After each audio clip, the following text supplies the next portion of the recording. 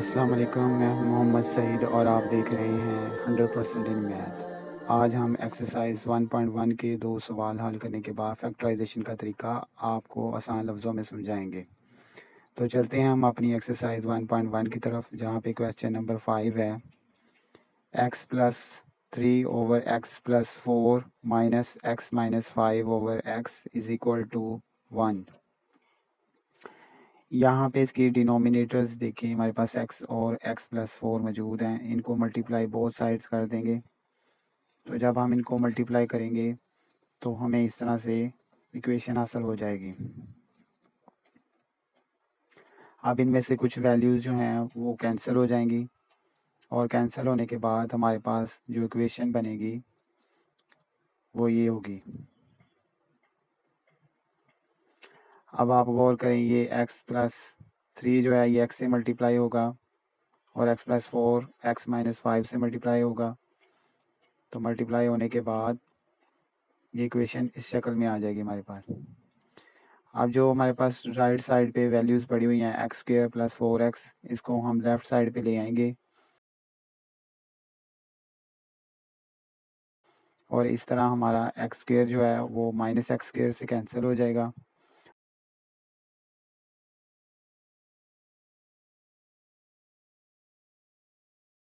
और बाकी वैल्यूज़ जो हैं वो प्लस माइनस हो जाएंगी।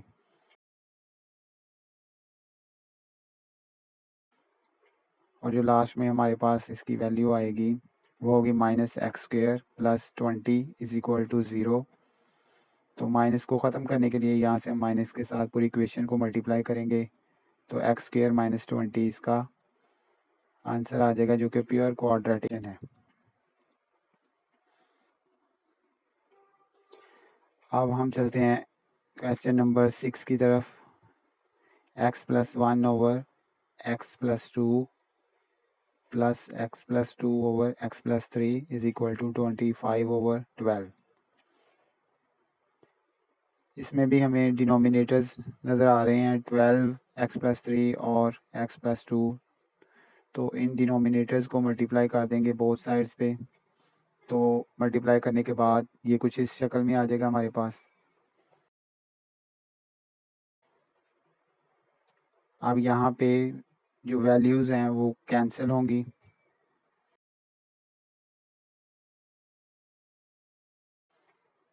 वैल्यूज़ कैंसिल होने के बाद इक्वेशन 12 और x प्लस 3 और x प्लस 1 जो है मल्टीप्लाई कर जाएंगे और इसी तरह x प्लस 2 और x प्लस 2 भी मल्टीप्लाई करेंगे और इस तरह x प्लस 2 और x प्लस 3 भी मल्टीप्लाई करेंगे।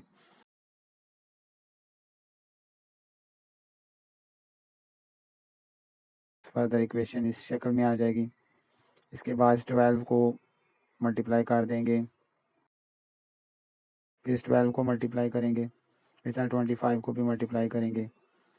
तो फिर हमारे पास इस तरह वैल्यूज़ आ जाएंगी। अब इनमें से जो एक्स स्क्वेयर वाली वैल्यूज़ होंगी उनको अलहदा से लिख लेंगे और एक्स वाली वैल्यूज़ को अलहदा से लिख लेंगे और इसी तरह जो कांस्टेंट वैल्यूज़ होंगी उनको भी अलहदा से लिख लेंगे।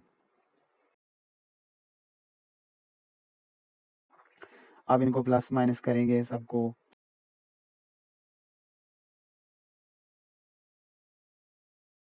तो फिर हमारे पास जो एंड पे इक्वेशन बनेगी वो होगी minus x square 29x minus 66 is equal to 0। अब इसके भी स्टार्टिंग पे माइनस आ रहा है तो इसको माइनस के साथ मल्टीप्लाई करेंगे। तो फिर वैल्यू आएगी x square plus 29x plus 66 is equal to 0। ये एक स्टैंडर्ड फॉर्म है।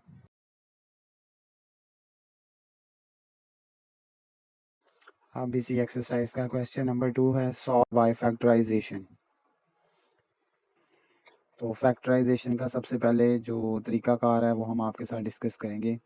सबसे बेहतरीन तरीका वो है जो आपको समझ आ जाए, इसलिए आसान ज़बान में आपको समझाएंगे। तो स्टूडेंट्स, आपने फर्स्ट क्लास और सेकंड क्लास में टेबल तो याद किए होंगे, आज इन टेबल्स का इस्तेमाल करना आप सीखेंगे। तो चलिए शुरू करते हैं अपना क्वेश्चन नंबर 1 से। X square minus x minus 20 is equal to 0। अब देखें जो हमारे पास एक्स स्क्वेयर है और जो साइड पे वैल्यू पड़ी हुई है -20, अगर इनको हम आपस में मल्टीप्लाई करते हैं तो ये हमारे पास आता है -20 x²। ये हम साइड पे लिख लेंगे। इसी तरह अब जो इस इक्वेशन के दरमियान में -x मौजूद है, जो वैल्यू, इस वैल्यू को -x को भी साइड पे लिख लेंगे। अब ये जो दो शर्तें हैं इनको पूरा करना है, एक -20 x² और एक -x। हमने वो अदाद लेने हैं, हमने वो डिजिट्स लेने हैं जो कि अगर मल्टीप्लाई करेंगे तो -20 x² आए और अगर उनको प्लस माइनस करते हैं तो -x आए। इस तरह हमारी ये दोनों शर्तें पूरी होंगी तो फिर हम इसकी फैक्टराइजेशन कर सकेंगे। इसके लिए सबसे पहले हम -20 x² को साइड पे लिखते हैं और हम देखते हैं कि किस टेबल पे -20 या 20 जो है वो आएगा। तो हम देखें ये 2 के टेबल पे भी आएगा। 2 को अगर हम 10 से मल्टीप्लाई करते हैं तो 20 आता है। इसी तरह एक टेबल इसका 20 का भी है कि 21 आर 20, ठीक है। और इसी तरह एक टेबल हमारे पास 4 और 5 का है। 5 मल्टीप्लाई 4 से करेंगे तो 20 आ जाएगा। 3-4 टेबल जो हैं वो आ जाएंगे। अब क्वेश्चन ये है कि हमें कैसे पता चलेगा कि हम इनमें से किन डिजिट्स को यहाँ पे इस्तेमाल करेंगे। तो आप देखें ये 10 मल्टीप्लाई जो 2 है, अगर ये 2 इसमें से माइनस कर दें तो हमारे पास 8 आएगा। 20 में से -1 कर दें तो 19 आएगा। अगर 5 में से 4 को माइनस कर दें तो 1 आ जाएगा। अब गौर करें कि ये जो 4 और 5 है इसको माइनस करने पर हमारे पास 1 आता है। तो देखिए हमारी इधर शर्त जो थी -x वाली, ये भी 1 ही है, लेकिन ये माइनस में है और ये प्लस में 1 है। अब हम अलामत को सेट करते हैं कि अगर हम ये 5 और 4 को ले लेते हैं और इनको दोनों को माइनस करते हैं तो हमारे पास x वैल्यू आती है, ठीक है। अब ये x पॉजिटिव है जबकि हमें माइनस में चाहिए, तो हम क्या करेंगे, इस 5 को माइनस की अलामत के साथ लिखेंगे और 4 को प्लस की अलामत के साथ, और फिर इनको ऐड करेंगे तो हमारे पास माइनस x आ जाएगा।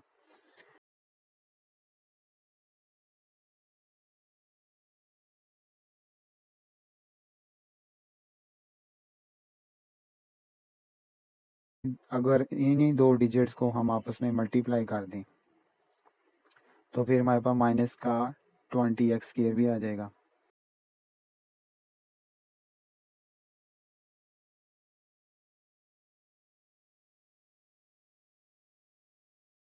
तो ऊपर देखें, हमें पहली शर्त थी -20 x² और दूसरी थी -x। तो ये दोनों शर्तें पूरी कर रहे हैं ये डिजिट्स। तो अब हम इन दोनों डिजिट्स को इस्तेमाल करेंगे यहाँ अपनी इक्वेशन के अंदर।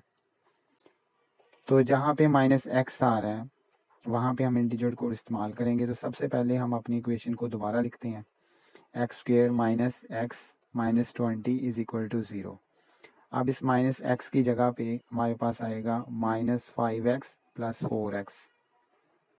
अब हम x² और -5x में से x को कॉमन लेंगे, तो x कॉमन लेंगे तो हमारे पास आएगा ये वैल्यू। अब आप देखें कि ये x -5 और x -5 दोनों तरफ मौजूद है, तो ये हमारा इसी शक्ल में आना चाहिए। अगर इनमें कोई प्रॉब्लम होगी तो ये हमारी फैक्टराइजेशन दुरुस्त नहीं होगी। तो हम ये जो कॉमन है x -5 इसको एक दफ़ा लिख लेंगे और इसी तरह जो बाहर डिजिट पड़े हुए हैं x + 4 इनको भी एक दफ़ा लिख लेंगे।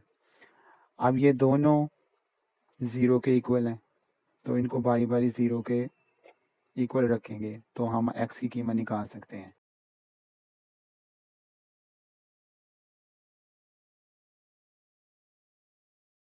तो x की जो पहली कीमत आएगी वो होगी 5 और x की जो दूसरी कीमत होगी वो 4 होगी।